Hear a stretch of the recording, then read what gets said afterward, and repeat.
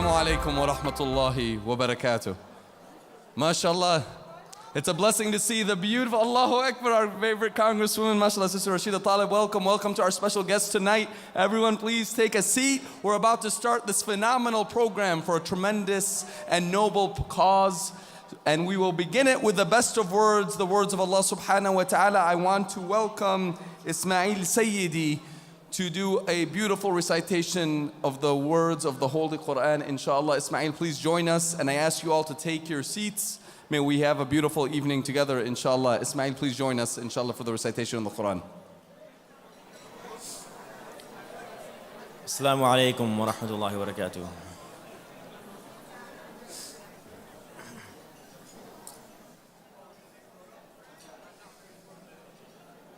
أعوذ بالله من الشيطان الرجيم.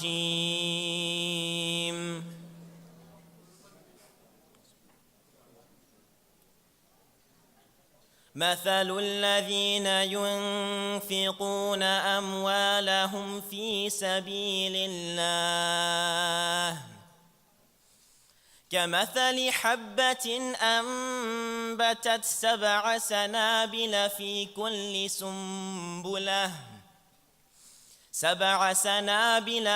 كل سنبلة 100 حبة والله يضاعف لمن يشاء والله واسع عليم. الذين ينفقون في سبيل الله ثم لا يتبعون ما أنفقوا منا ولا أذى لهم أجرهم عند ربهم ولا خوف عليهم ولا هم يحزنون. قول معروف ومغفرة خير من صدقة يتبعها أذى والله غني حليم.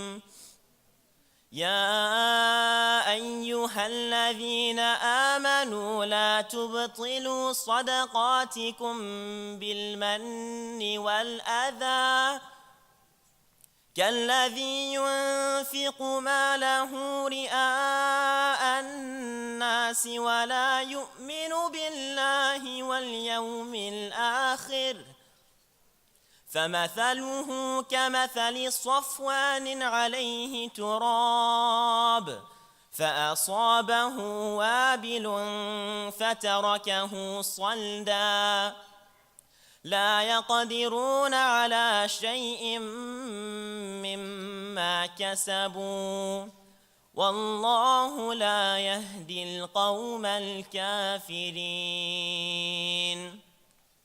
ومثل الذين ينفقون أموالهم ابتغاء مرضات الله وتثبيتا من أنفسهم كمثل جنة بربوة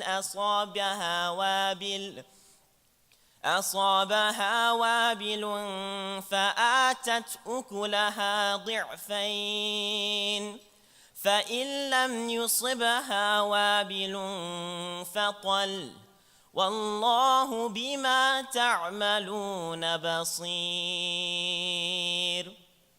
أيود أحدكم أن تكون له جنة من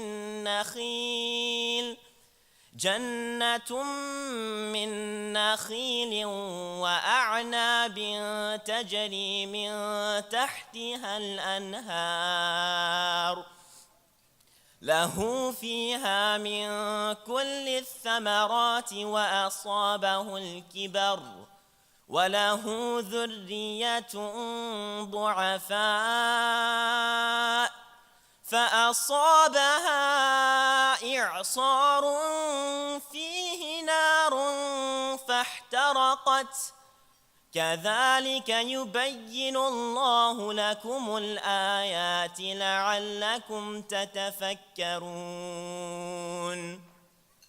يا أيها الذين آمنوا أنفقوا من طيبات ما كسبتم ومما أخرجنا لكم من الأرض ولا تيمموا الخبيث منه تنفقون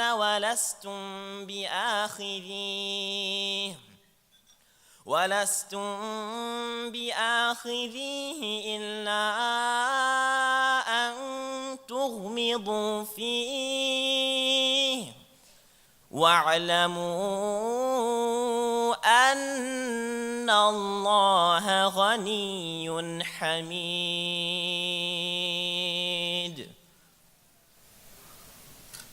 جزاكم الله خير.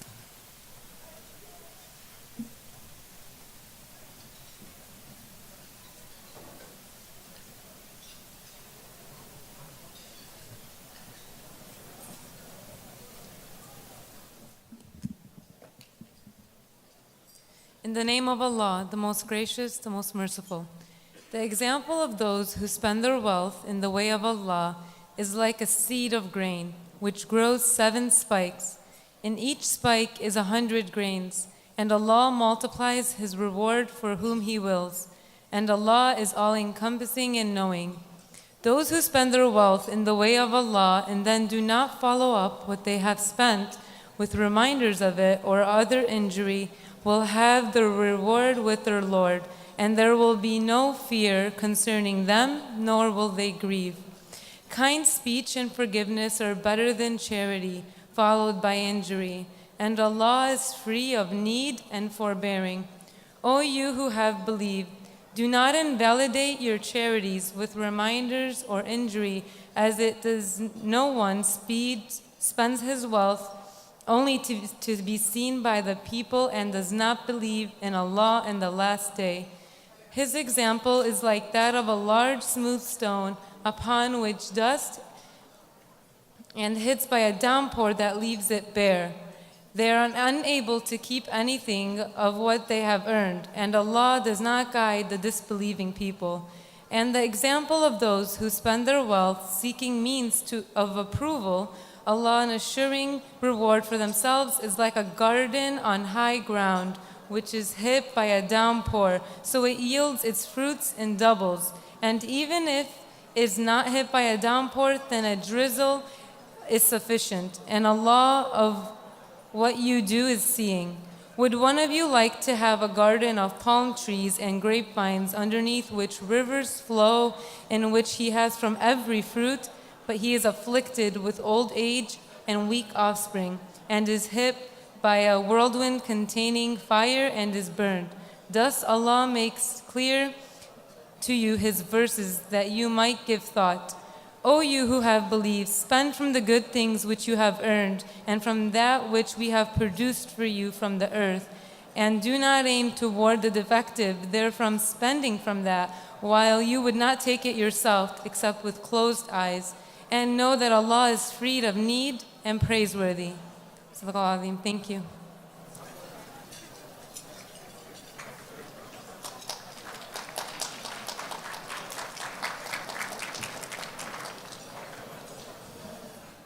Assalamu alaikum wa rahmatullahi wa barakatuh.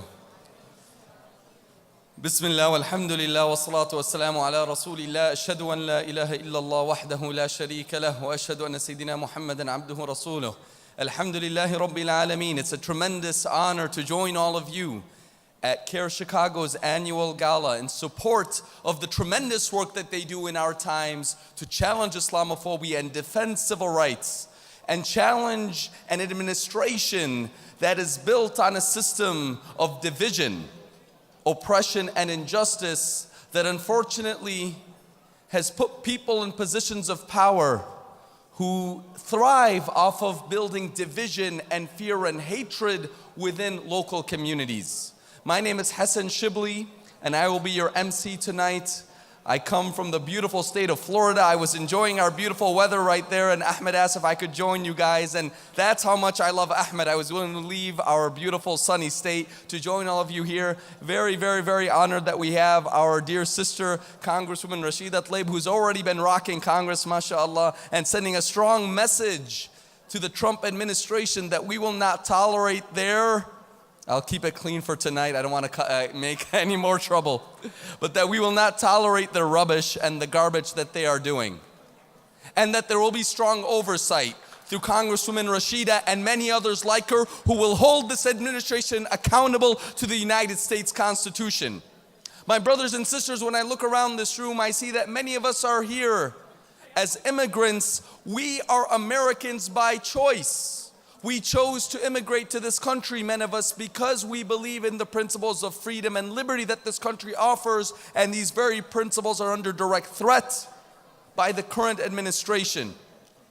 I'm very honored to be a part of the CAIR family because in essence, the work of CAIR, which is made possible by all of you, is about protecting the freedom for our children to practice their faith proudly and safely, without any fear.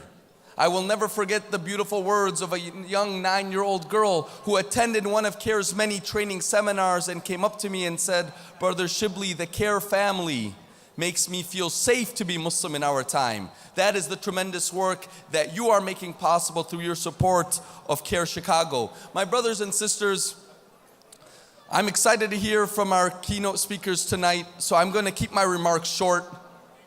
Be grateful for the faith that Allah has gifted us with, and be grateful for the freedom that we have to practice this faith, and do your best tonight to use the blessings that Allah has given you to protect this freedom for future generations.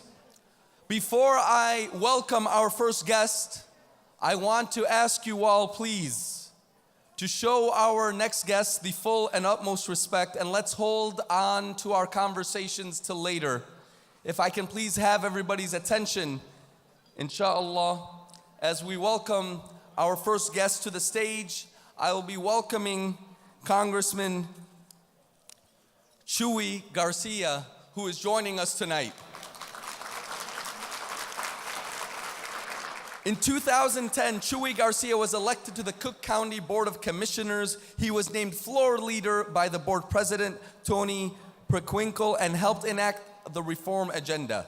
Chuy stood up to an army of real estate lobbyists and pushed through a ban on the practice of some suburban landlords refusing to rent homes to low-income families, veterans, the disabled, and others who rely on housing choice vouchers. Chuy has also passed a measure to put an end to Cook County's corporate cooperation with the Immigration and Customs Enforcement Agency, and God bless you for that. I have personally seen how people within ICE literally care not about families that they are destroying and turning against the very humanity that gives life to this nation. So thank you for your work on challenging ISIS practices. The ordinance prevented county officials from detaining a person based on the suspicion of being undocumented. The measure became the first of its kind in the nation, and more than 250 localities followed Chuy's lead nationwide. Chuy was re-elected to a second term on the county board in 2014. He launched the campaign for mayor of Chicago October 27, 2015. He put together an impressive coalition of support across the state and forced the first ever runoff election in the city's history. He fell short of winning the mayor's seat, but inspired a reawakened and progressive movement in Chicago. With that, I want to welcome Congressman Chuy, and please, let's keep all the noise down to hear from him. Thank you, Congressman. Thank you. Thank you so much for that warm introduction. I have to tell you, I feel right at home here with my extended family, all of my Muslim sisters and brothers. Assalamu alaikum. And my name is Isa Garcia. You can call me Chuy. It's worked for 61 years so far, and the name has been very good to me. It's been a lot of fun. I've made many friends, and I have to tell you, my beautiful wife of 41 years, my one and only wife of 41 years, Evelyn, is with me here as well, and we travel as a team. I'm especially excited to be here tonight because when Donald Trump declared the Muslim ban, I was truly moved and motivated and felt reassured by the way that the Chicagoland community responded to that terrible, unprecedented action. And all of us converged on O'Hare Airport and airports across the country and said, an injury to one is an injury to all. We defend our family, and we defend our sisters and brothers of the Muslim faith. I'm also very heartened to learn and to appreciate with each passing day that Islam has been a part of American history since the founding of this country. It is a long tradition and a wonderful faith that has been a part of American history and culture, and so it is that in our day it continues to be that. I'm also very, very happy to be here tonight because I want to acknowledge CAIR and its 15th anniversary, all of the work that it does. And of course, I had to be here tonight with additional excitement and enthusiasm to see two of my great friends receive the Trailblazer Award. Yes. Abdel Nasser Rashid has been a friend of mine for several years, and neither of us is counting. He ran a wonderful campaign for the Cook County Board, scared the daylights out of his opponent, and shot a cannon that said, "We aren't done yet. We will elect Muslim men and women to offices at the local, state, and national level." So I'm pleased to be here tonight. And of course, I also want to commend Dr. Dilara Saeed for also receiving this award. She also ran an outstanding campaign. She's an outstanding member of the community on Chicago's South Side, and she's not done with politics or policy and contributing to the well-being of our community. So I'm glad to be with her here tonight to witness the award that both of them will be receiving. And lastly, of course, last but not least, because we save the good things for last, I have to tell you, I am so moved at having the honor of being a classmate of the most representative of freshman classes in the United States Congress that enabled Democrats to take a majority in the U.S. House of Representatives, and to have a sister from Michigan, from Detroit City, as my colleague. I'm especially excited because she is a Muslim, but also because she is a Palestinian. Que viva Rashida Tlaib. It's wonderful seeing her early in the morning at our caucuses, to hear her speaking out. And of course, last week I saw her on CNN, I saw her on C-SPAN, I saw her everywhere I looked. It's exciting to have the first Muslim from Detroit City, Michigan in the U.S. Congress. Also represents Dearborn, Michigan, right? Well, you do. Just like I represent people from all over the Midwest. Yes, you do. So you have been assigned that, Rashida. So I want to congratulate each and every one of the people that contribute to this wonderful organization. And as I look around the room here tonight, I see America. I see people here from across the globe. I see people of African and Asian and Latin American and everyone who can be called a human being coming together to celebrate the tremendous mission and work and accomplishments of CAIR. I am delighted to be here tonight. CAIR is a leading advocate of American Muslims, helping to build mutual understanding and respect at a time when such values are under attack. Our diversity in this country makes us stronger, culturally richer, and more creative. We need to support that diversity and not build barriers to it. So again, my wife and I join you all in celebrating this wonderful anniversary. We hope you raise lots of money to advance the tremendous work that you do. And your executive director just gave me the thumbs up. Ahmed Rehab, congratulations to you and all of your wonderful board of directors. Que tengan mucha suerte. Muchas gracias y buenas noches.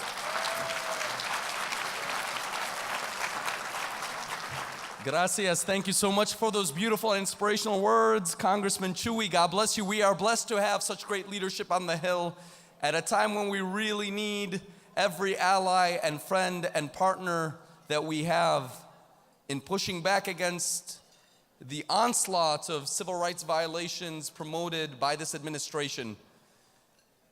CAIR-Chicago has always been an inspiration to the tremendous and difficult and challenging work we do in Florida. I remember actually one of the things that inspired me to join the CAIR Florida family is seeing my brother Ahmed Rehab take down some of Fox News' most notorious hosts. So I'm now honored to call you a friend and a colleague and a mentor. You guys are tremendously blessed to have Ahmed and his team leading the fight to protect civil rights here in Chicago. Let's take a few moments to watch this powerful short documentary highlighting the great work made possible thanks to your generous support. And let's make a strong intention in our hearts tonight that we ask Allah subhanahu wa ta'ala to use more of our wealth and resources to support this important work. For truly, when it comes to spending to attack Islam and Muslims and undermine civil rights, you find people literally spending hundreds of millions of dollars. But Allah subhanahu wa ta'ala only blesses those whom He loves to use their wealth in aid of justice. So I will ask you all, please, let's quiet the noise down and inshallah reflect over the important work that is made possible through generous support, and let us make a strong intention to do our best to make sure that we can continue this work to protect our future generations to come. Please enjoy the documentary. So we're going to the sermon, another step of the documentary that we've been creating now for the past few weeks. This opportunity with CAIR-Chicago, learning more about the Muslim community, learning more about Islam, very exciting for us. I've always feel like I've been an open-minded individual, and part of the problem in the world is that people get too entrenched in their own values and in their own ways of thinking. That creates perception that is oftentimes wrong. I think Islam hates us. Many Muslims describe Islam as a religion of peace, but a 2015 poll by the Center for Security Policy suggests otherwise. Every Muslim is a terrorist. Period. Right now. Shut your mouth. I don't want to hear your mouth. A library puts up an art display that some say insults Muslim women. Islamophobic graffiti was painted outside a family's home in Homer Glen. We are consistently faced with challenges regarding our Muslim identities. I will continue to fight without end for our rights, our voices, and our values.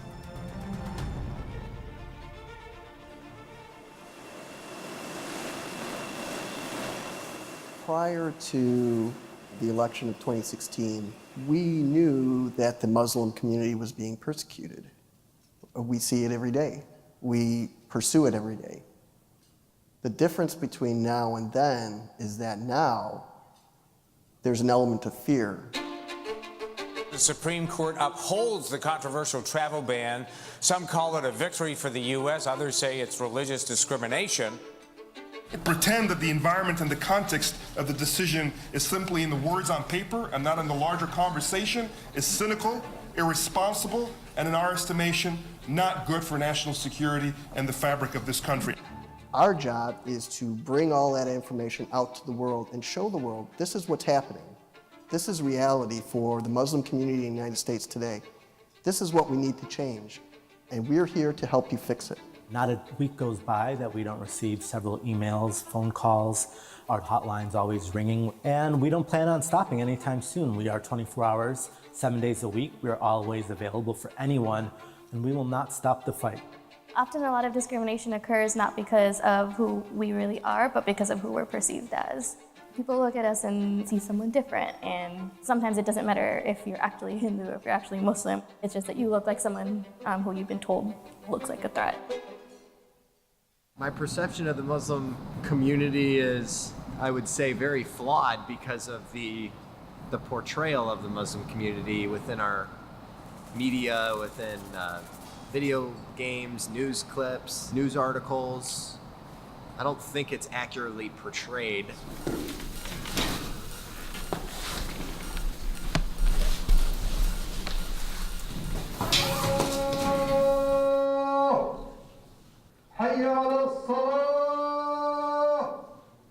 I wish more people could attend services like this. Sure. Because they would see, like, they would hear you talking and they'd hear Ahmed talking, and it would be like, oh, well, I agree with They're this. more like us. They're more like us than anything. Well, I agree with you. I know. We want the community to come inside, dispel some of these rumors and misgivings about Muslims.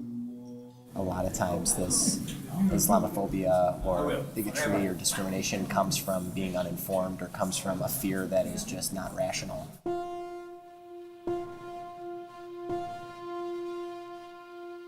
Can you please briefly walk me through the situation that brought you here to CAIR-Chicago?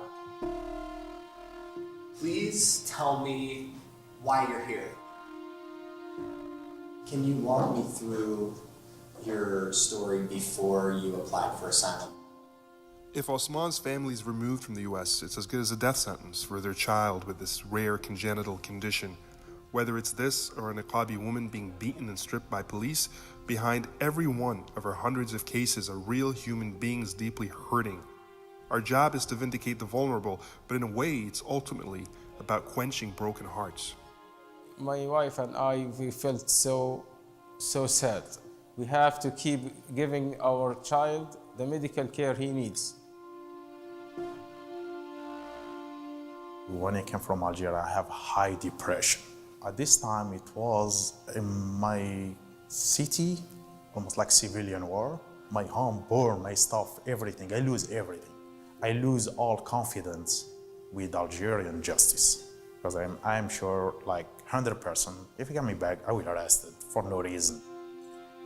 It was 2015, 4th of July, when I had attacked by Chicago police officers. They hit me, kicked me, and they grabbed my hijab. Then they threw me to the platform where they took off my clothes and exposed my body in front of everyone. They investigated me and they told me, you are a terrorist, you came to kill Americans, we don't want you to be in this country. I was a nightmare. What happened to me with Chicago police was just destroyed me. They killed me while I'm still alive.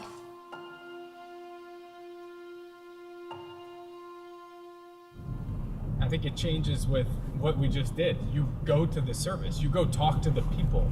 You realize how similar they are, how they want to just be in a community and be able to share values and help others, take care of their families.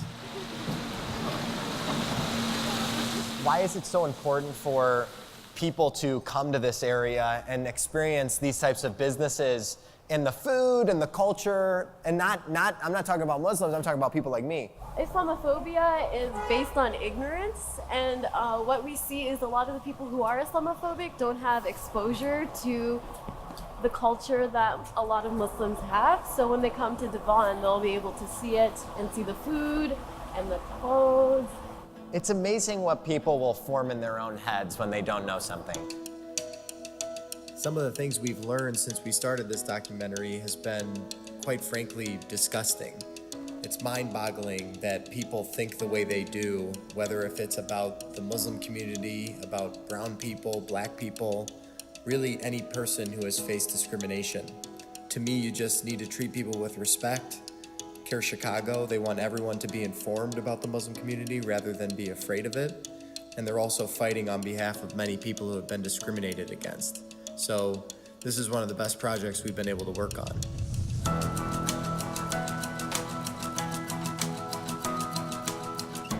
CAIR's mission is very noble. They have made it a point to protect Muslims, American Muslims, which is very unique. You need organizations like CAIR. You need organizations that are going to come and say, hey, we're going to fight for the little guy. A lot of the times when clients call, we're the first people they've been talking to who actually seem to care about what they've been going through and the discrimination they've been facing and the issues they need help with. While CAIR-Chicago does serve the Muslim community, they do extend their hands to reach out to other organizations and to other communities, because while it is important for me as a Muslim to stand up for the rights of Muslims, it is also equally important for me to ensure that others, even the non-Muslims, have their rights ensured as well. We are united, Muslim, Latinos, African American, Asian, white, Jewish, Christian. We are all united and we stand against hate and bigotry. Everything that you are seeing today, whether it is young children being ripped from the arms of their parents at the border, or whether it is the Muslim ban that determines your national security threat, not based on what you've done or what you might be likely to do, but based solely on where you were born. It all comes down to the same basic question. Should race and/or religion determine your rights and privileges in this country? Trump and his movement have answered the question with a resounding yes, and we answer no! I'm proud CAIR-Chicago, they took my case and they helped me, granted my asylum. They created like a new life for me.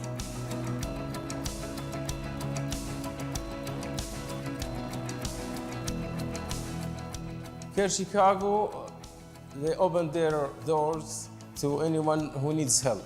Look, I'm gonna show you a trick. I don't want you to tell your brother though, okay? This is just for you. They are very good people here. They work as a team. Where is it? Where is it? Oh man, I'm not a very good magician, am I?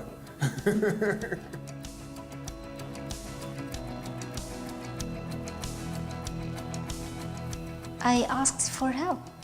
Without arm, I can't live. CAIR-Chicago like an arm for all Muslims who are harassment and attacked illegally like this. Because of CAIR-Chicago, I am still alive, body and soul.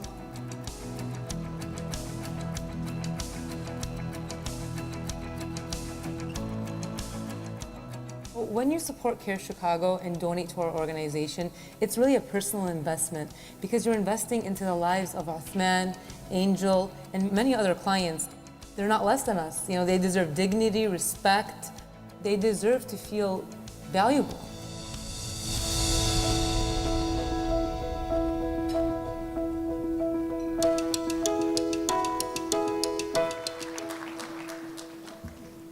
Give it up for the Salvi brothers who made the film. Great couple guys.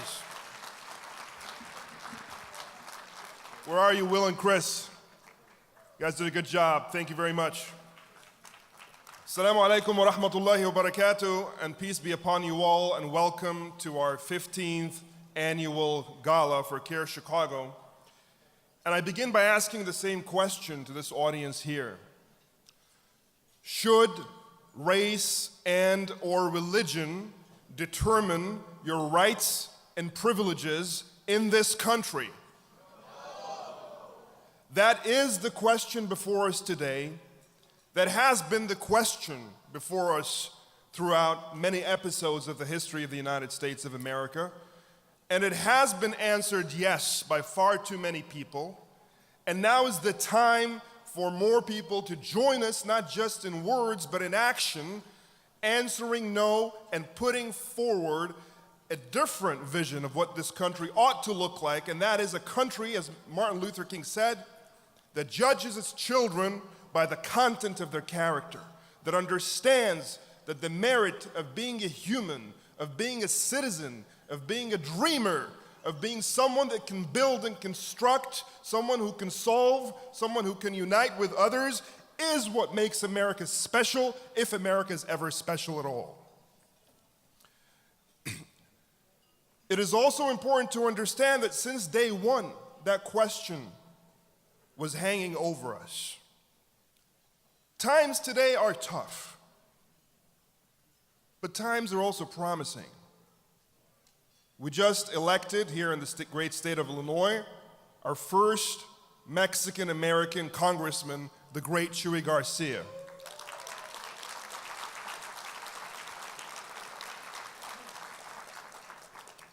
And mind you, that is not a fact worthy of mention just because that he is Mexican-American, but because he's someone that once upon a time, being who he is today, intelligent, capable, with a vision, would have not imagined that he could be elected. But he's broken that glass ceiling, and others have before him, and others will after him. In the same Congress, we saw the election of the first Muslim American congresswoman, the first Palestinian American congresswoman, our sister Rashida Tlaib, who's with us tonight as well. And when it rains, it pours. Since 1776, we haven't had an American Muslim congresswoman, and suddenly in 2019 we have two, not to forget Ilhan Omar, who joined her as another first in that same session of Congress. So times are tough, but times are promising. More and more Americans who once upon a time were told you gotta sit it out. You have to sit in the bleachers and watch the rest of us run this place. You don't have a place at the table. You're a little too dark. Your religion is a little too different. You're the wrong gender. You're the wrong national background. That is being challenged today, not just in words, but by people running for office, by people voting at the polls, by people building institutions or maintaining institutions like this that provide a backbone for communities that are attacked in order to be erased or marginalized or demonized. Organizations like CAIR-Chicago. But to go back to our first day of America, and even before that, the Declaration of Independence, even then, it was a promising document, but one with challenges. There was the promise of a people yearning for justice. Who's read the Declaration of Independence? Did you realize that in essence, the Declaration of Independence is nothing but a litany of grievances against social injustice? At its very heart, that's what it is. People saying we're done being second-class citizens. We're done being taxed without representation. We're done being thieved by corrupt individuals who don't connect with us and our families, who don't care about our future, who see us as a bag of money or an opportunity to exploit,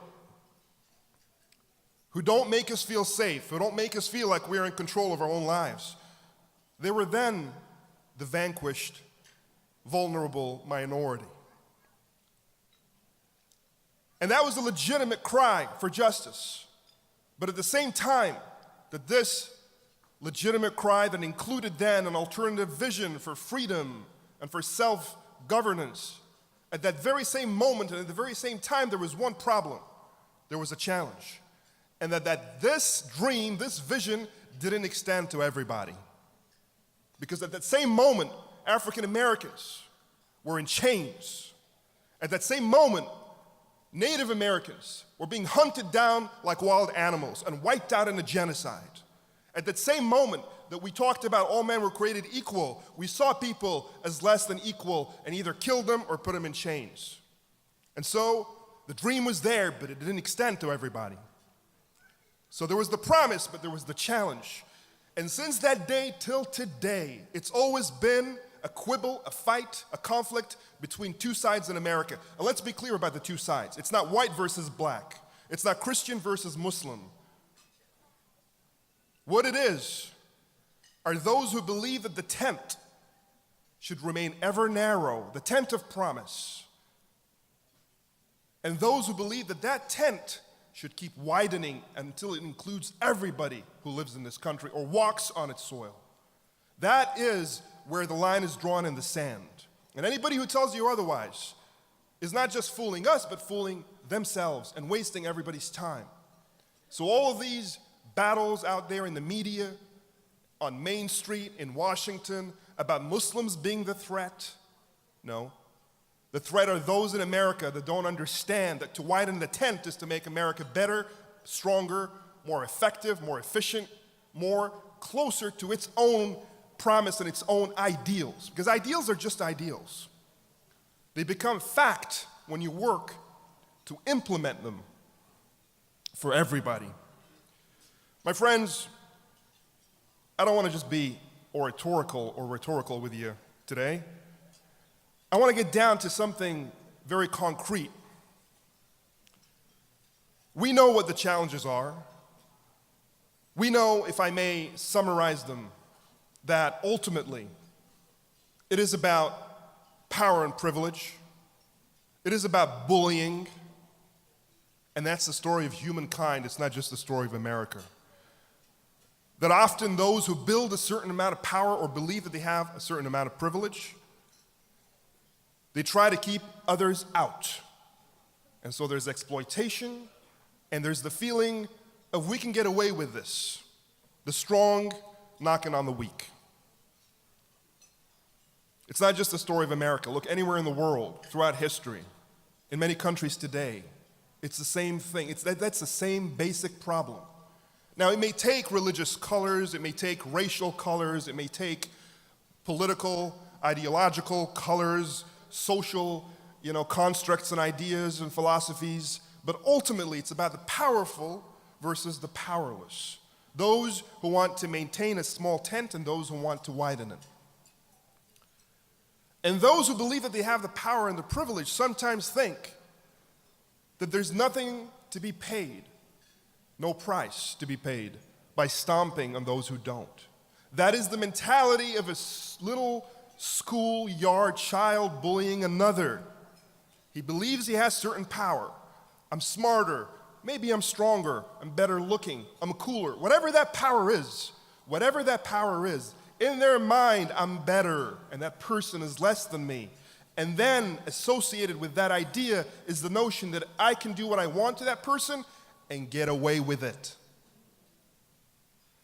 It's the same thing when you extrapolate that little microcosm of an example in the schoolyard to an adult, a bunch of adults, a government, who's now in that same mentality bullying a minority or bullying a group of people. And it could be for any reason. Again, they're out of favor for their religion, for their color, for their race, for their political beliefs, for their social beliefs, and to then persecute in various ways, from subtle discrimination all the way to full-blown persecution. We're still talking about the same basic dynamic. It happens in America, it happens in the Middle East, it happens in Asia, in Europe, in Africa, and it's the same basic problem. And so what do you do? How do you deal with bullying? Well, this is why we're here.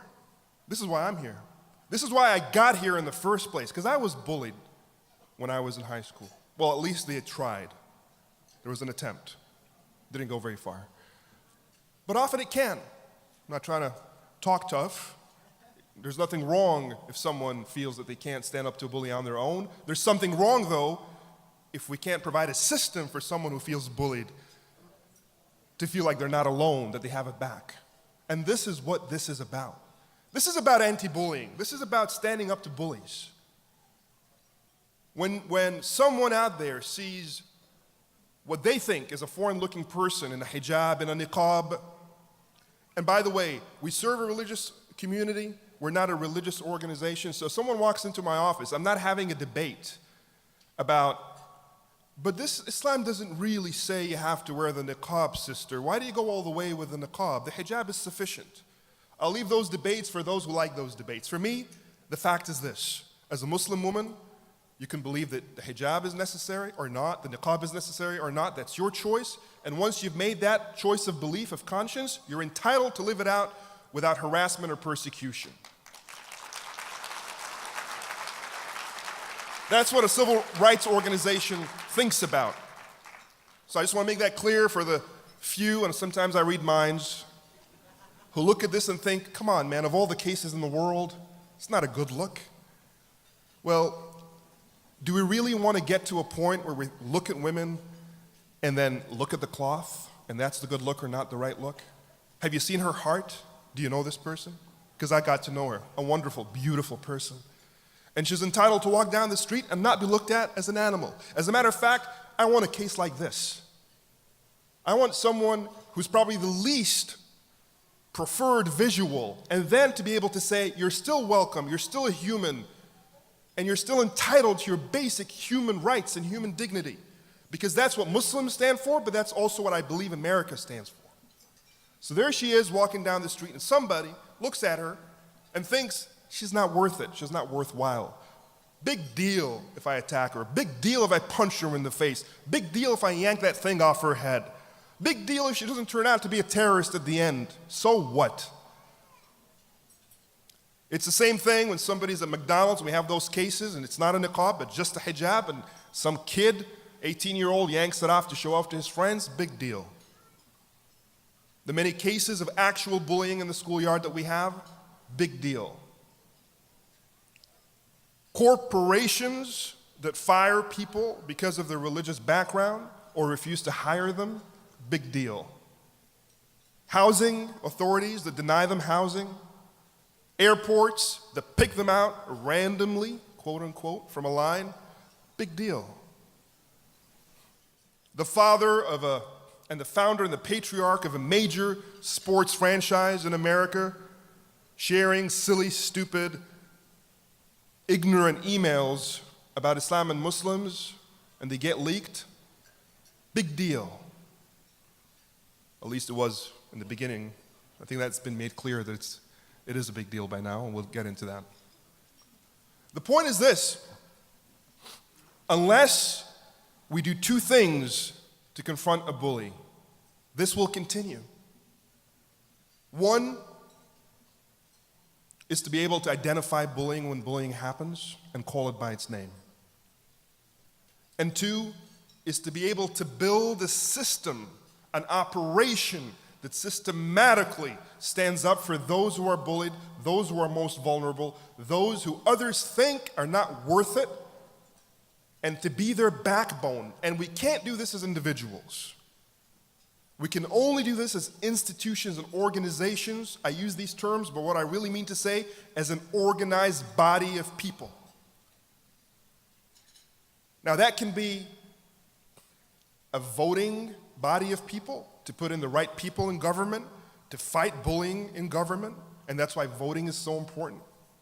But that can also be a community building a civil rights organization to ensure that you have a watchdog and you have an organization that can fight back, punch back when necessary in order to bring justice to the most vulnerable and the least popular, who deserves justice by mere virtue of them being human, not even being Muslim.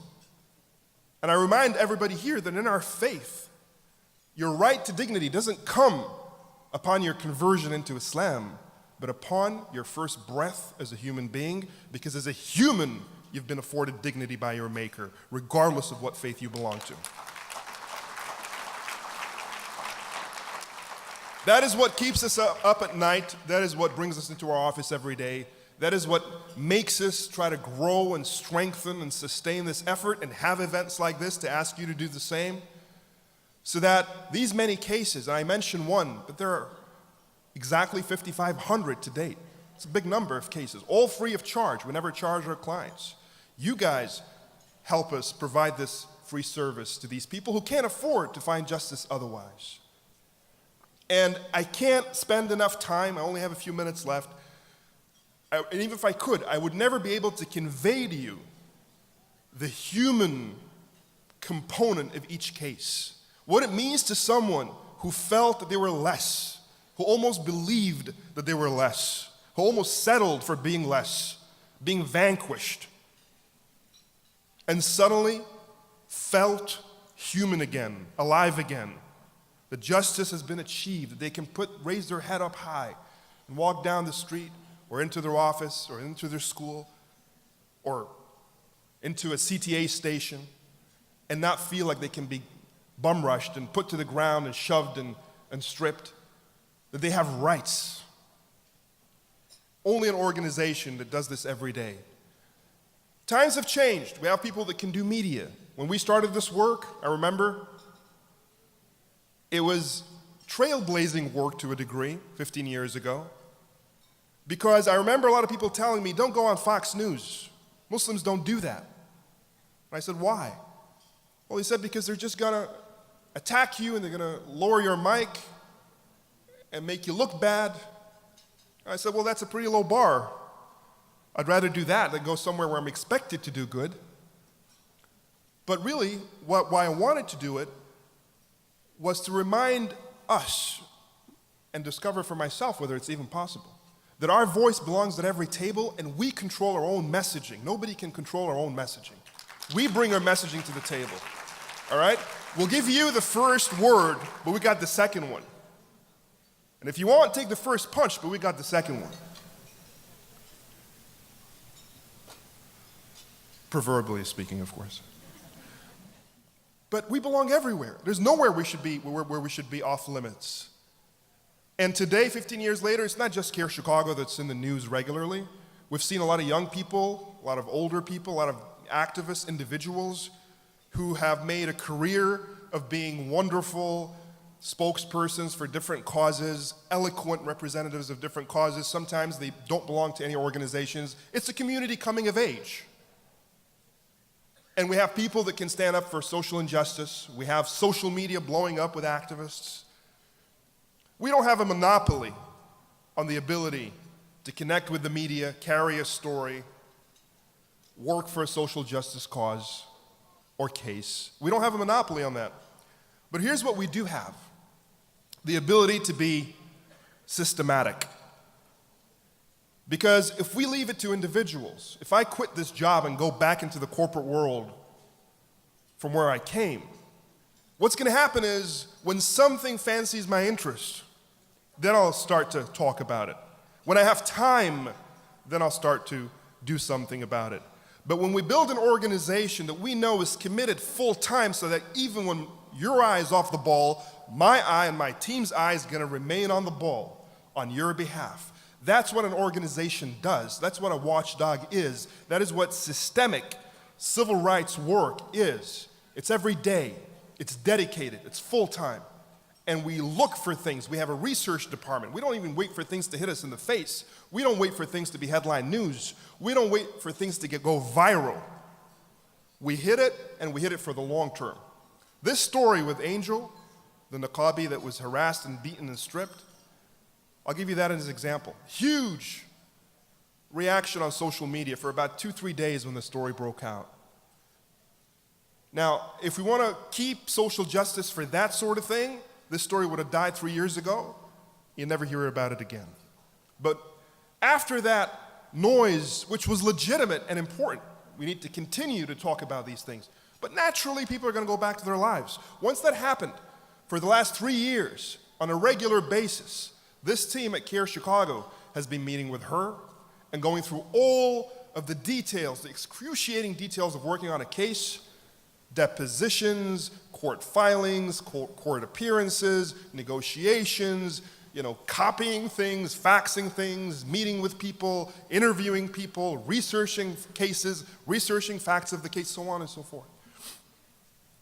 And not just that, when we have a client like this, we work with her not just as a client, but as a human. So she had issues with immigration, not related to the abuses that she faced.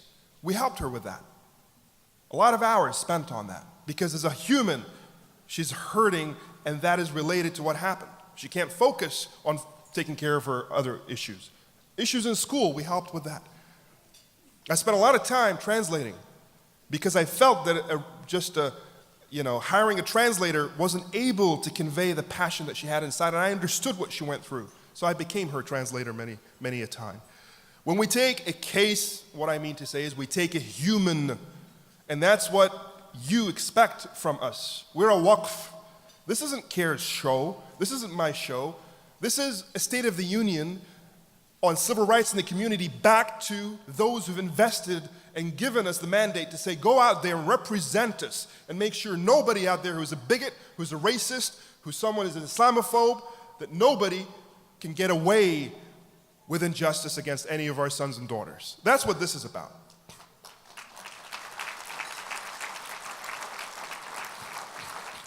We had a great meeting with the Cubs organization, with their chairman, just yesterday. Of all of the days of the year, of course, it had to be, all this mess had to be the week before the banquet. It's very difficult for us. But we had great partners, CAIR-GC, Illinois Muslim Civic Coalition, and congratulations to CAIR-GC on their new chairman, Irshad Khan, Rashad and Dilara and Gregory and Mitchell. We all came together and we met with him, and there was a lot of preparation. I'll close with this, but this is a great sort of anecdote because it shows what can happen when the entire community has come of age and works together in various facets to move a file along. We connected with super fans, including the president of the MCC, Kamran Hussein, who happens to be an ophthalmologist, but also a season ticket holder and someone who breathes the Cubs, right? So at this point, it's not just about Ahmed, the bulldog that fights back Islamophobia. I need the field expertise, the subject matter expertise in this story. Afan Arain, many of you didn't know he was involved, but the beauty of this community, some people behind the scenes are doing more than some that you see. This guy, incredible. Long conversations, great advice. Long story short, we met, and I sent a summary yesterday, but the point I want to make here is, he began by saying that my dad is not ignorant, the man who made the comment, the patriarch, the older Ricketts. And at that point I said, you're right, he's not. He has a very high level of education. He's done better with money than I can ever dream to do. Clearly he's a smart man. Clearly he can't be an ignorant man. But you know what? He fits the profile of many a person who says the kind of thing he says, who spews the kind of bigotry he spews, because we need to get to a point where we can understand that bigotry and Islamophobia and racism is not for somebody who didn't finish high school. Some of the worst are Ivy League graduates. Some of the worst are people who are very powerful, very capable, who've traveled the world, who've seen things, but still, back to the initial point of the power dynamic, of the privilege, don't see the rest of us as worth it. That I can get away with this. Now, I don't want to leave you with the impression that this is where we ended, this is where we started. Where we ended was a very good place. And Tom, I have to say, is a genuine good guy, and he understood what we were saying. That together, we're going to move forward to shift what once could have been the sports franchise that is associated with Islamophobia to the model sports franchise that will be associated with anti-Islamophobia through initiatives that are public, meaningful, genuine, and visible. And that's what we'll do together. And that's how you change society. You talk. Sometimes you push. We had a rough press conference. It's part of it. But other times you extend a hand and you have a conversation. That's what you do in Congress, Congresswoman. That's what you do in Congress, Congresswoman. So I'll close by saying that let's pull up our sleeves. Let's not put our heads down. Let's understand that we're in this for the long run. That we can make change. We will have setbacks, but ultimately, things are changing for the better. Your children are probably more socially and civically astute than their parents. Their children will be more than them. As we grow as a community, as we build, we're going to have more opportunities. That's not in question. What's in question is, will we now set the table the right way? Will we now give a head start and ensure that those who are among the most vulnerable amongst us today have a backbone? Thank you very much. Assalamu alaikum wa rahmatullahi wa barakatuh. My name is Gerald Hankerson. I'm the outreach coordinator here at CAIR-Chicago. I also have the distinct pleasure of really touching on and really recognizing so many wonderful groups, institutions, organizations, companies, elected officials, and very other special notes that has partnered with us here in CAIR-Chicago, as well as serving all of the Muslim community and beyond. Very first foremost, for this 15th annual banquet, we had a host of wonderful partners who have been very instrumental in not only helping CAIR-Chicago to serve you as a community, but even within their own rights to make their services available and possible. We have several levels of sponsorship, and I want to recognize them at this time. We have the diamond level with Sakat Foundation and the Mas Foundation. On the platinum level, we have the Islamic Center of Naperville, the Downtown Islamic Center, Ifanka, and the Mecca Center. On the gold level, the Muslim Community Center, the Peoria Muslim Community here in Illinois, and Islamic Foundation North in Waukegan. We also appreciate the silver level. Guys, if you could just keep the noise down.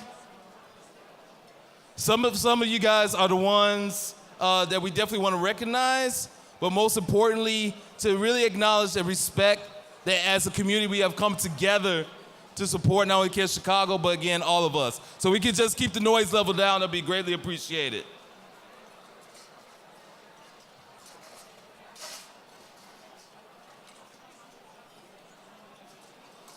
All right, that's a little better, but if we could just keep it down a little bit more. Again, it'd be great to hear all these wonderful organizations and institutions supporting us tonight and beyond today.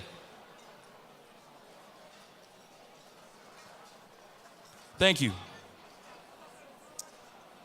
Continuing with the silver level, we want to recognize SABA, the Society of American Bosnian and Herzegovinians Society, the North American Islamic Trust,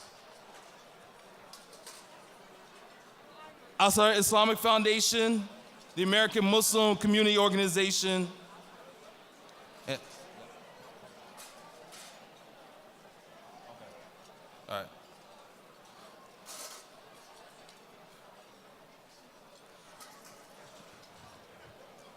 And continuing with the silver level, the Prayer Center of Orland Park. And just a note, the meat is Zabiha halal, for those who are asking. Continuing with the sponsorship levels, we have the Iliana Masjid in Highland, Indiana, Peter Inn Restaurant, Hughes Sokol Pierce Resnick and Dim Law Firm. We have Muslims for Humanity, Fawaz Kanul, Amana Mutual Fund, Masjid Darus Salam, Universal School, the Pediatric Health Associates, Iman Fund, Burma Task Force, and the Islamic Community Center of Illinois. That's right. We also recognize the generous support of Precise Audiovisual, Alwan Printing, the Council of Islamic Organizations of Greater Chicago, CAIR-GC, American Islamic College, and the wonderful partners are Fine Security tonight from AASI Incorporated, Security Incorporated. Besides the wonderful sponsors, of course, you may know that CAIR-Chicago does a great deal in civic engagement and legislative advocacy. And we also foster relationships with elected officials. This year, we have over 70 letters of recognition and support. These congratulatory letters initiate a communication and relationship with the Muslim community. From that community tonight, we have several elected officials that are joining us and their staffers. I'm gonna call the names of the elected officials, and if you'll please stand to be recognized. So of course we have earlier, again, our keynote speaker who's be coming later, and the special longtime advocate who gave remarks earlier, Congresswoman Rashida Tlaib here of Michigan, and Congressman Chuy Garcia of the 4th District here in Illinois. From the Illinois Senate, representing the 22nd District, the Honorable Cristina Castro. Two members from the Illinois House of Representatives from the 21st District, State Rep Aaron Ortiz.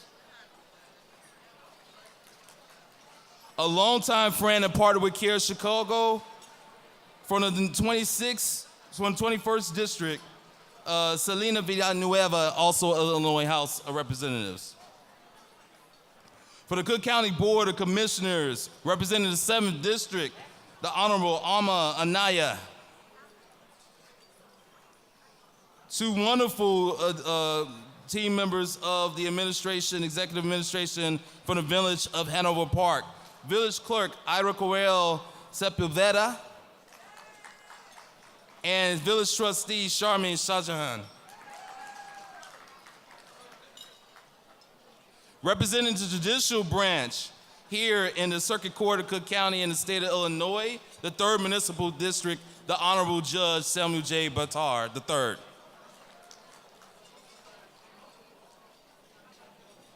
It's also amazing that we get to enjoy a healthy relationship with not only communities here in Illinois, but from around the world. Tonight, we are joined by 3 international consulate generals from the Consulate General of the Hashemite Kingdom of Jordan here in Chicago, the Consul General Ihsan Swice.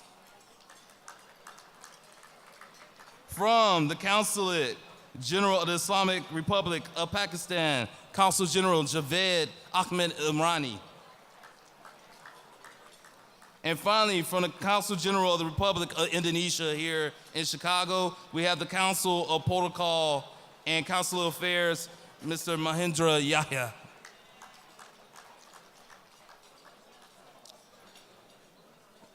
So beyond that, we also know that our work goes beyond and the focus of immediate civil rights and social justice issues. So just to bring to the international forefront, here in Chicagoland, been staunch allies of our communities in the West Bank and Gaza.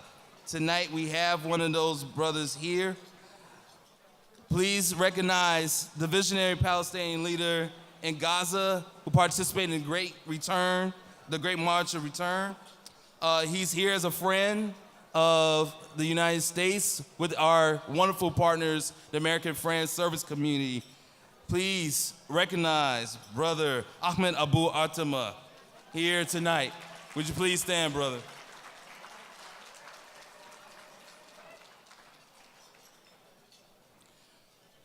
Also, one of the things that is very important is recognizing that the Muslim community is also impacted by a lot of issues that sometimes go unrecognized and not discussed. And part of that tonight, you will see a booth that's in the bazaar regarding the special person who's in need of bone marrow transplant. One of the things that's very critical with the health industry when it comes to donations is that many communities of color, and in particularly many representatives within the Muslim community, are lacking knowledge, but as well as those who can make donations for it. In particular, this sister Lilia Anwar, she was recently diagnosed for an aggressive form of leukemia, and she's in a fight for her life right now. She, with her cousins here, have really been taking on how well they could take on this fight, spreading the word, but also the amazing cost that it is to even take on the bone marrow transplant. The National Registry, again, for the percentage of people of color is very low, particularly for South Asians, and this is Lina's background. So right now, this booth outside, please visit. They're looking for individuals between the ages of 18 and 44 that will register to be a donor. It's a very easy process, but more specifically, it's a way to be educated and make sure, if not for her, that we have more in our community and also can help anyone that is in need. So by all means, please visit the booth right outside in support of Lina from the LA community in need of a bone marrow transplant. Lastly, And I'm glad that you guys quieted it down a bit. Thank you so much. So some of you may have noticed at the close of the year, the CAIR-Chicago family, which is very extensive, very rich in talent, intelligence, charisma, just beauty of the heart, lost 2 of our own this year.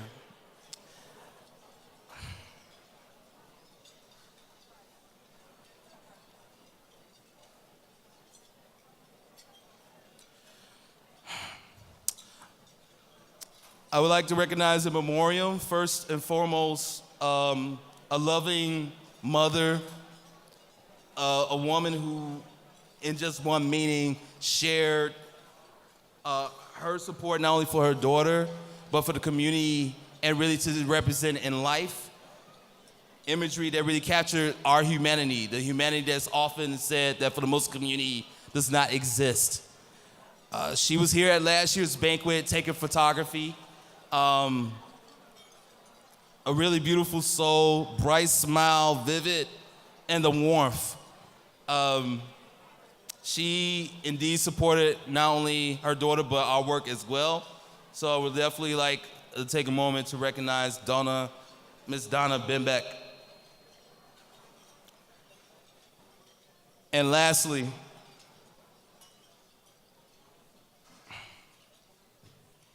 this brother, I remember hiring back in 2008. One of the most brightest men I've ever met. At the time, he was doing jointly a master's in public health while also in medical school at Northwestern School of Medicine. He came on as our youth development coordinator initiative, went on to get a Fulbright, and went on to practice public health, but was always engaged with not just only youth, but finding ways that our community could be more synergized in representation, and he gave of himself so much. He was a young man that probably is going to soon, but Allah knows best. He's someone whose work still continues with many. And so I recognize in memoriam Brother Makaram Maruf. Thank you.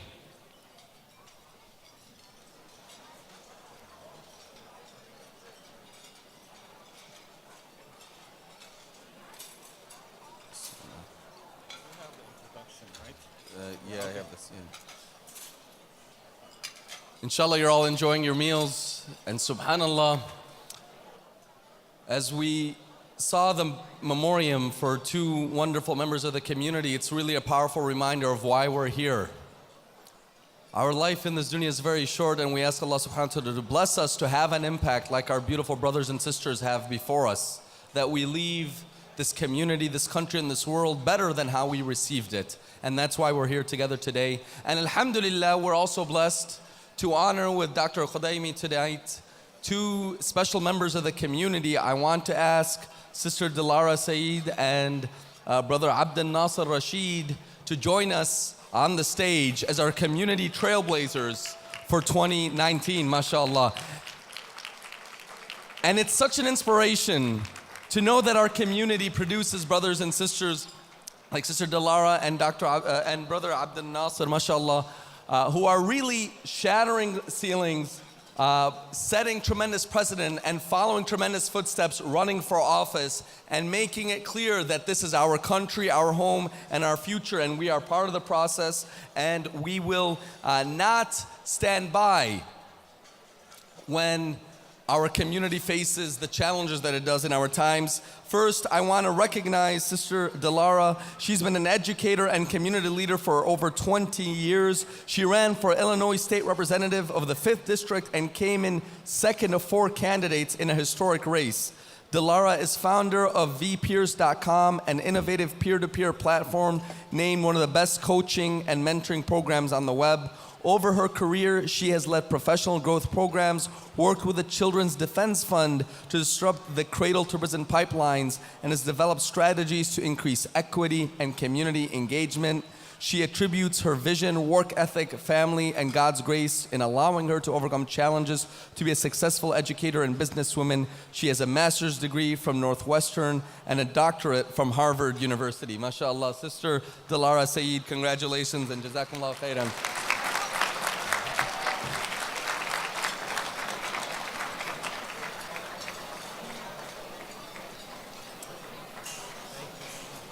We also want to recognize for the Trailblazer Award as well our dear brother Abdel Nasser Rashid, who was the Democratic nominee for the 17th District Cook County Commissioner in the 2018 election, and he nearly unseated the incumbent, mashallah, with 49.4% of the vote, mashallah, setting again the stage for future victories, not just for himself, but for the future of our youth in this country. He served as field director for Congressman Chuy Garcia's mayoral campaign and Illinois deputy state director for the Bernie Sanders presidential campaign. As deputy chief of staff for Cook County Clerk David Orr, Abdel Nasser was dedicated to making government more efficient, ethical, and transparent. Abdel Nasser is a graduate of Harvard University and currently serves as Chief Policy and Intergovernmental Affairs Officer for Cook County Assessor Fritz Kagi. He lives with his wife, Fida, and their 2 daughters in the southwest suburbs. Congratulations, Brother Abdel Nasser.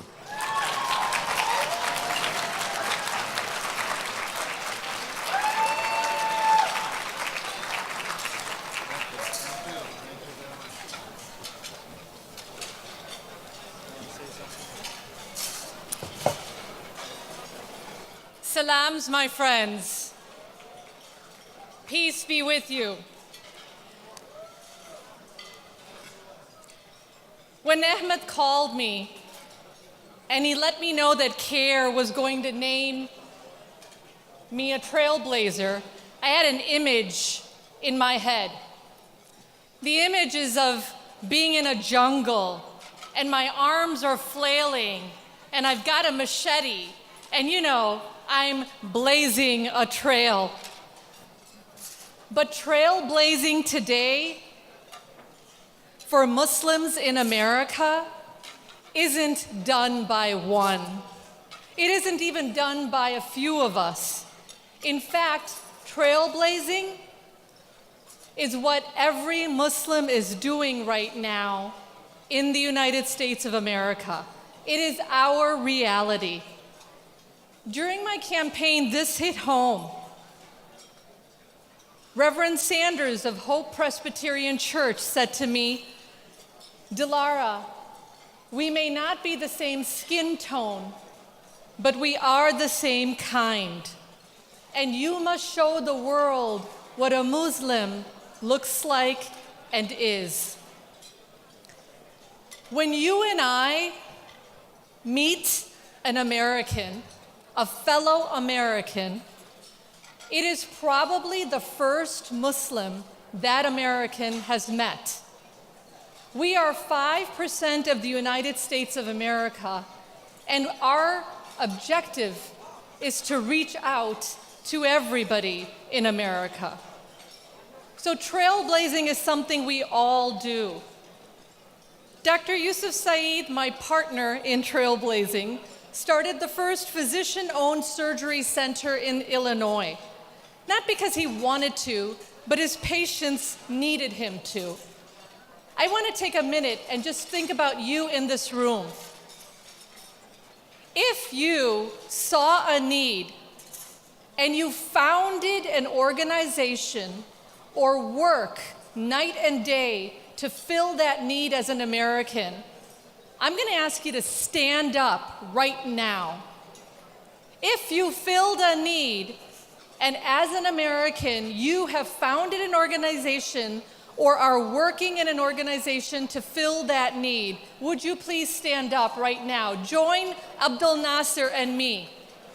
Stand up right now if you filled a need. I see AAFS. I see Safa Zurzur. I see Niama. Give everyone here a hand that has done trailblazing work. Abdel Nasser and I ran for office.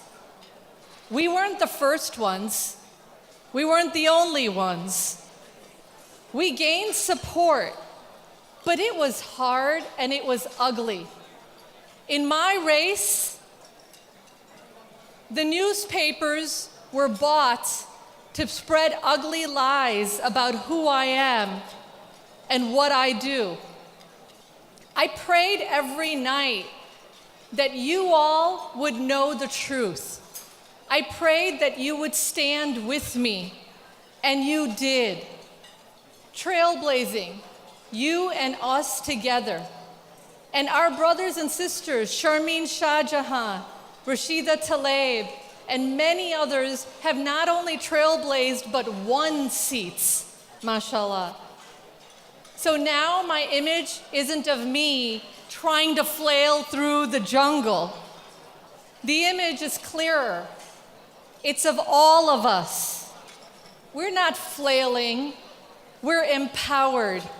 We have skill sets and we have tools. And you know what? We're not just trailblazing, Rashida, nod to you. We're building a damn super highway. Thank you. Please keep my family in your du'as.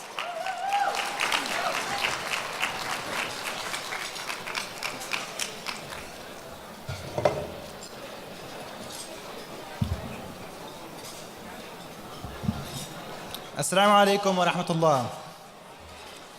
First of all, I would like to thank CAIR-Chicago for being a trailblazer, for your unmatched advocacy, your legal work, your media expertise that you lend to our community, provide to our community every single day. I want to also recognize my parents, Rashid and Abu Rashid, and my amazing wife, Fida.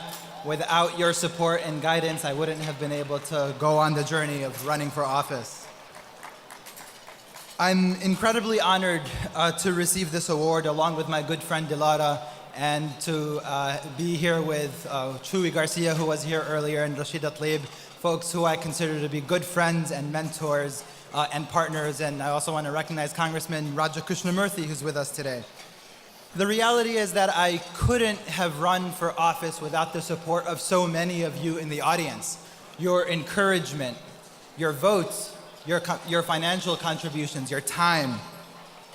As many of you know, my race for Cook County Commissioner was too close to call on election night. It wasn't until the next morning that we learned that I ended with 49.4% of the vote. And then came the tsunami of calls and text messages and emails saying, we have to build on this. We can't let the infrastructure that was developed go away. And that's why we launched Empower Southwest, to continue building on the work of the campaign. And I look forward to talking to many of you about that today.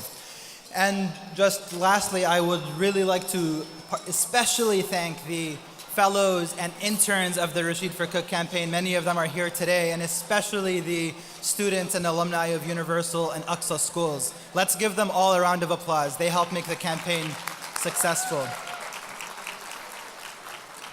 There was one moment in the campaign when these two fellows came to me, two incredibly intelligent young women, college students, and they said, it was in August, and they said, Abdel Nasser, each of them said this, I plan to run for state senate. And I was motivated by their energy and their ambition, though I have to admit, to be honest, I was worried they might live in the same district. Again, I'm honored to be here with you today. Thank you all so much for being here. I'm incredibly honored to receive this award. Assalamu alaikum wa rahmatullah. Congratulations, and thank you for setting a beautiful example that we can and will have an impact to make this country better for everyone. Now, the moment you've all been waiting for. Allahu Akbar.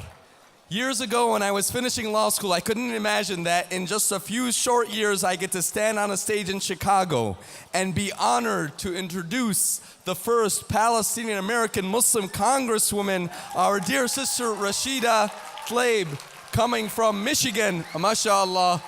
She really needs no introduction. When I was thinking, how do I introduce her? And subhanallah, the introduction really suits her well. In her own words, she's a mother working for justice for all. And wallahi, the first time I met her, wallahi, I felt like I was with my mama. She's like, Hassan, don't fall in the mud there. Hassan, is your jacket warm enough? Be careful. SubhanAllah, it's so empowering to see that one of our own sisters, I would say mother, but I don't want to age her, mashallah, is serving in Congress, holding the president accountable, and making history. In 2008, she became history, becoming the first woman to serve in the Michigan State Legislature. She is beloved by the residents for her transformative services that she provides and holding billionaires and corporations accountable. She's currently the Congresswoman for Michigan's 113th district, which includes the city, which includes many of the cities surrounding the areas surrounding Detroit. Most importantly, when Trump was spreading his BS, yes, I'll say BS, it's okay. she's telling me to hush. When he was spreading his garbage in the State of the Union address, she was right there staring him down and working to hold him accountable, representing all of us in Congress. Welcome our dear sister, Rashida Tlaib. Assalamu alaikum wa rahmatullah. Thank you, Hassan. Thank you so much. Bismillah ar-Rahman ar-Rahim. Assalamu alaikum. You know, we always said the Muslims are coming. Well, guess what? I think we're here. We're not only everywhere in all kinds of different governments, but mashallah, wow, we're in the United States Congress. And it was after this president, not once, twice, but 3 times, issued a Muslim ban against our community. So again, assalamu alaikum to all of you. Thank you so much for inviting me to support a civil rights organization that is around the unified fight against hate and racism in our country. I want to thank so much Abdel Nasser, Dalara, thank you so much, both of you, for your incredible courage to run for office. You know how alone you feel when you do. People don't understand that process when you do become the candidate. It's the most scariest experience, but it's also, mashallah, it opens so many doors. So thank you so much for doing that. I really appreciate it. And to my brother, Chuy Garcia, or Isa, Allah yarham Sidi Abdullah Isa, but he would love Chuy Garcia. And I can tell you, what you get with Chuy, what I always know from being a legislator and on, there are some legislators, you hear different kinds of tones in the caucus room when no one's looking and they're not in their community. What Chuy Garcia you have out here in the community, that's exactly who he is in the caucus room. So just know Chuy's got our back, and mashallah, you're very, very lucky to have him. And I also just got joined by one of my colleagues that I'm going to soon get to know more and more, Congressman Raja Krishna. I'm going to do it. Krishna Morte, right? Yes, thank you so much. Thank you for being here. This week,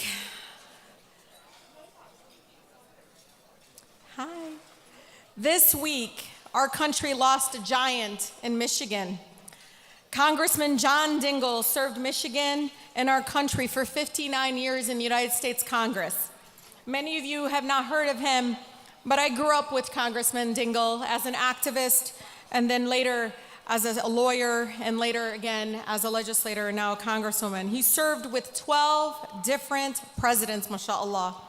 His brilliance, his humor was always a breath of fresh air.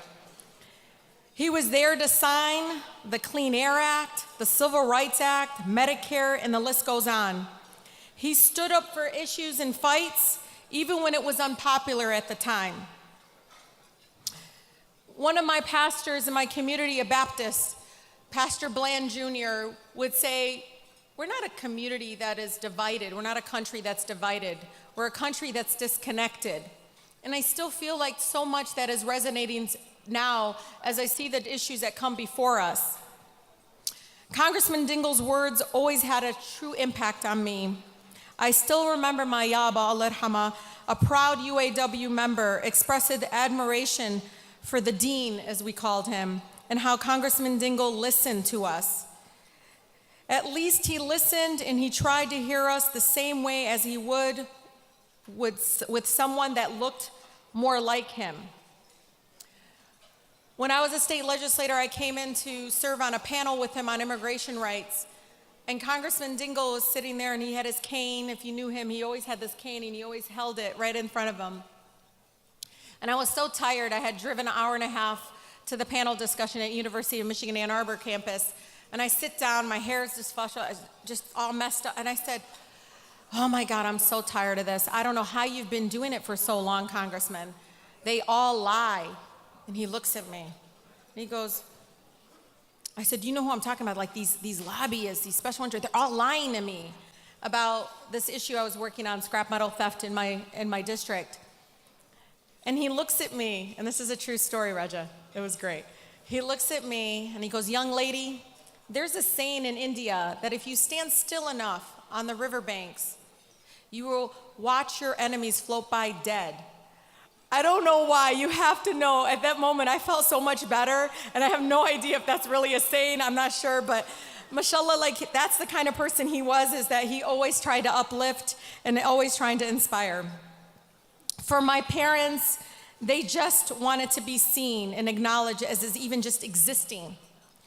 You see, for them, like so many, including our black and brown neighbors, just the acknowledgement that they are worthy of human dignity, equality, and love is at the core of why we heal and achieve justice for all. In the time of darkness in our country, and you all know we feel it every single day, we all must come together and stand up for one another.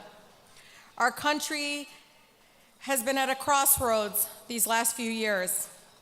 And we've been here before and we excelled. And we excel time and time again because the light that comes with love and justice and equality is what we all live for. But it takes something extraordinary. It takes telling the truth. You hear me? It takes telling the truth. It takes choosing justice over order. You know, as our community and growing up Arabiya, I'm always called not mishakit, not now, ba'din. Do you remember that? Like, no, mama, not akit ba'din. Meaning not now, later. It is important to remember that it took different methods and approaches without us reducing each other's values. You see, Congressman Dingell, in all the years of being a young activist, we had different styles and we had different approaches. And I was a different kind of legislator. I blocked trucks, I jumped over piles to get petroleum coke to test it. I was what they call radical. So, but he never shushed me or reduced my voice. He always heard me and valued what I had to say. And that is what is missing right now as we fight so hard to lead our country with compassion, as we fight so hard to bring back the light that ignite hope and possibility. As we dress our children, and I am a mother, Hassan, like as I dress my children for school, and all of us have this moments where we're looking at our kids, it's usually in the morning. We fight so hard so they don't feel the same hurt and rejection we all feel today at this moment. The pain of not feeling like we belong. We all must fight against racism, anti-blackness, Islamophobia, homophobia, xenophobia, anti-Semitism, sexism, you name it, because we all know the same very people who promote this type of hate are the same in itself. They dehumanize and want power over all of us and use fear to justify it. Congressman Dingell opened hearts. One of the things he said in August 2017, he said, I signed up to fight Nazis 73 years ago, and I'll do it again if I have to, against hatred, bigotry, and fascism should have no place in our country. Much of the lens that shapes the person I am today is from my African American teachers, my neighbors who taught me the truth about pain of oppression. I grew up in some of the most beautiful, blackest communities in the country. Mashallah. All of which in so many things in oppression, all of which is embedded the oppression and the structures all around us at all different levels of government.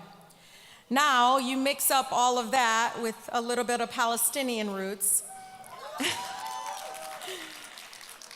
And that's a part of who I am. You got yourself a very woke warrior that will not give up.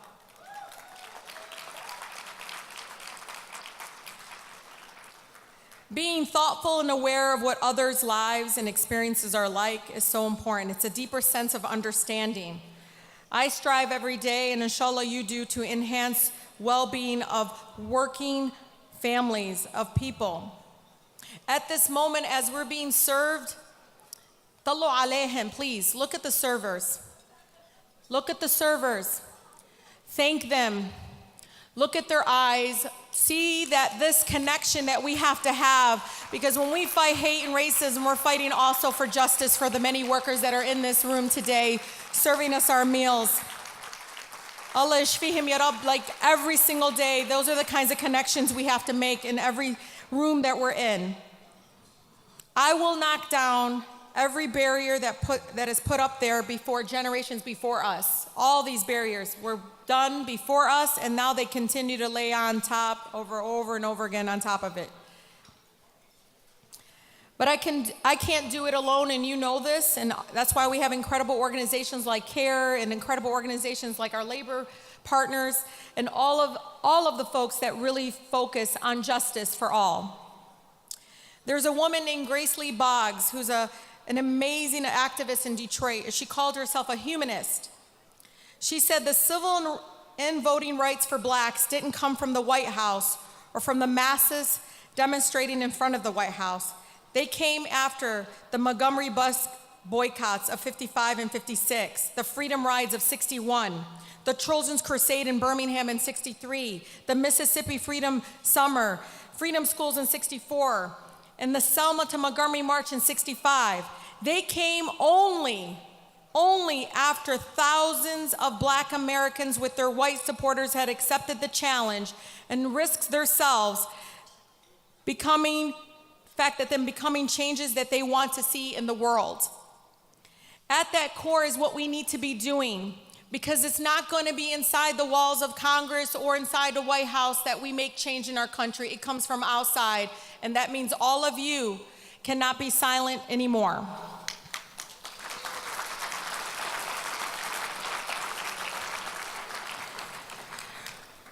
I'm going to create 4 neighborhood service centers throughout my community. A lot of people are like, what are those? Well, I come from the nonprofit sector, and I'm a social worker at heart. And getting people through everyday issues has to be at the center of my public service. So people shouldn't have to wait years until we pass Medicare for all or $15 minimum wage increase to get access to health care, to get a good paying job. So they need to be able to come in and say, this is what's going on in my life, how can I help you? Because the power of picking up that phone, the power of the letterhead, the power to convene as a member of Congress can be transformative. Getting outside as they're protesting, as events are inside, me standing with my General Motor workers, me jumping over piles, getting petroleum coke, me blocking semi-trucks coming through my neighborhood.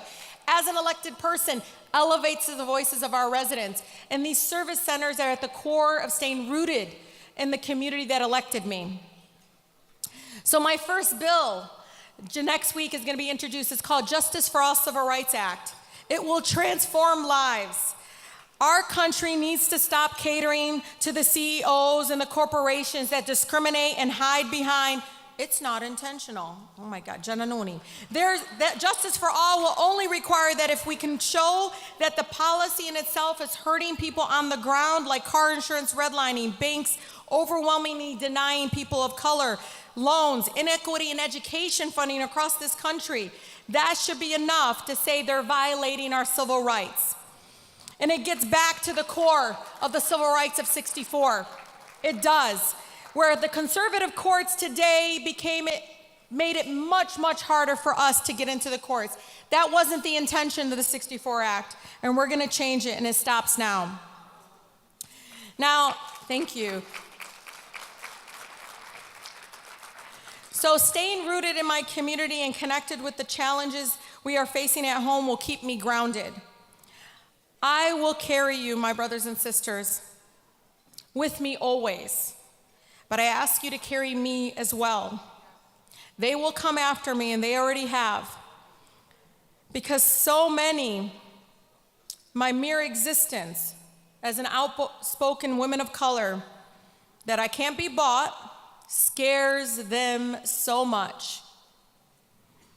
But I know, just like before, together we're going to become stronger and we'll achieve what some would deem impossible. When those in power try to silence us, overpower us with pollution, economic injustices, poverty, hate, bigotry, we'll fight together and we'll win and become stronger afterwards. I am honored to be representing a community that raised me. Sometimes I think, alhamdulillah, I grew up in Detroit because it made me a better Muslimah. It did. I didn't grow up seeing everybody that looked the same like me. I grew up with people that were oppressed before my Palestinian family in Israel did. I grew up with people that understood what real oppression and segregation and hate felt like.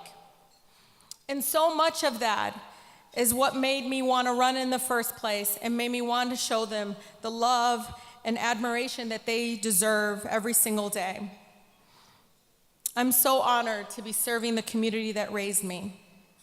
And you think about it, mashallah, brothers and sisters, a girl from Southwest Detroit, didn't speak English when I started school. Mashallah, I'm the eldest of 14 children. Say mashallah.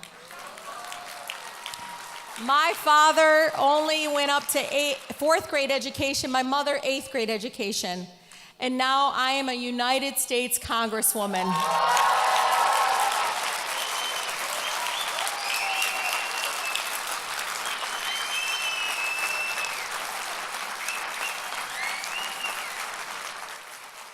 That is the light that we have now, brothers and sisters. Don't let anybody take that from us. Don't let anybody let us dim down. This is the time for us to speak up. I don't want us to sit back when he calls Mexicans a rapist. I need our community and the Muslim community to say, hell no. When they talk about black Americans, anybody that's being suppressed, we gotta say hell no. Enough with our silence when it comes to us. A Muslim sister sat to me and said to me, how come we're so silent, Rashida? How come nobody's saying anything about us and being attacked as Muslims? And I said, what are we saying when he attacks other communities? Speak up, because it will give us so much more unified approach to this pushback against hate and bigotry. So thank you, all of you, so much for everything you've done. And I can tell you, my mother, who has a compassionate just heart, and Ahlam knows. This is a woman that when she sees somebody on the corner asking for money, she goes, Mama, haram, I wonder what happened to him. She doesn't judge. She doesn't put any kind of labels on him or her. And this is the same woman that after Trump won, had the hijab on in a supermarket and somebody yelled at her and said, take it off. He won, he said, take it off. And she beautifully responded, you don't understand. Jesus was born in my country, in Palestine.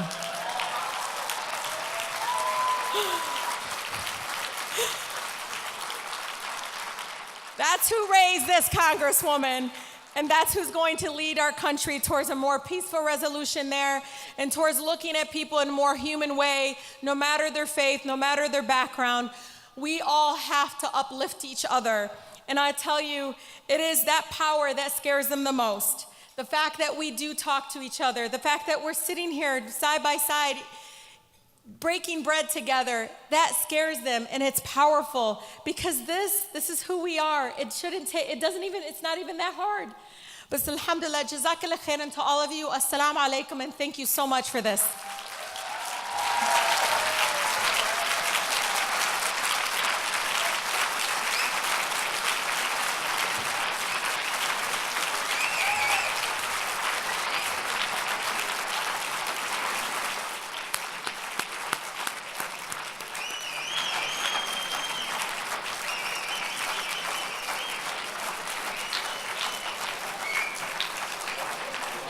MashaAllah.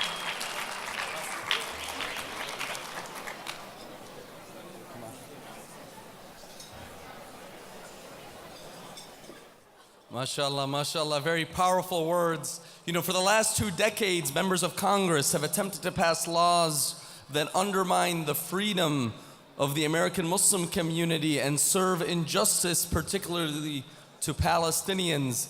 and now, alhamdulillah, members of the Muslim community continue to serve in Congress. First we had Keith Ellison and Andre Carson, two brothers, and now we have two sisters that are joining. Wallahu Akbar. We're very excited about the future that will come through your hard effort. May Allah bless you and protect you, and know that we will always stand with you, our dear sisters. Jazakumullah khairan. With that, Gerald, we want to recognize another member of Congress who's here as well. As the Congresswoman has already just acknowledged, a great friend of CAIR-Chicago, the Honorable Raja Krishnamurthy of the 8th Congressional District of Illinois. Would you please stand? Thank you. Please retain your seats. We will have the closing remarks tonight by our dear Dr. Muhammad Mazin Khudaimi. He is a board-certified physician in internal medicine and gastroenterology, and currently practices that in Northwest Indiana. He was born and raised in Syria and graduated from Damascus University Medical School in 1979. He moved to Chicago in 1980 and was trained in Cook Hospital. He serves on the board of the Universal School, the Masjid Foundation Board, and the board of the Mosque Foundation Youth Center, in addition to being on the board chair of CAIR-Chicago. MashaAllah, I don't know how you have any time for anything. May Allah bless you and accept your efforts. He's currently the president of the Ilyana Islamic Association, Highland, Indiana. He is married to Dr. Randa Lutfi and has 6 children. Dr. Khudaimi. Jazakallah khair. I didn't ask for the advertisement there, but it came, alhamdulillah. Bismillah, salatu ala Rasulillah. I just want to remind everybody that this struggle is continuous, okay? And we shouldn't feel kind of complacent that we came, alhamdulillah, we had a good time, we had a good dinner, we listened to very inspiring speeches, and we did our part. Far from it. So next year, inshallah, we'll be here again. We'll ask for your help. And in between now and then, please, please, please remember that this is a day-to-day effort, a day-to-day struggle, and we should never forget that. And this is a collective effort, and you should always be aware of what your brother and sister need. So thank you all. Thanks for our keynote speaker and our distinguished guest. And see you inshallah next year. Wassalamu alaikum wa rahmatullahi wa barakatuh.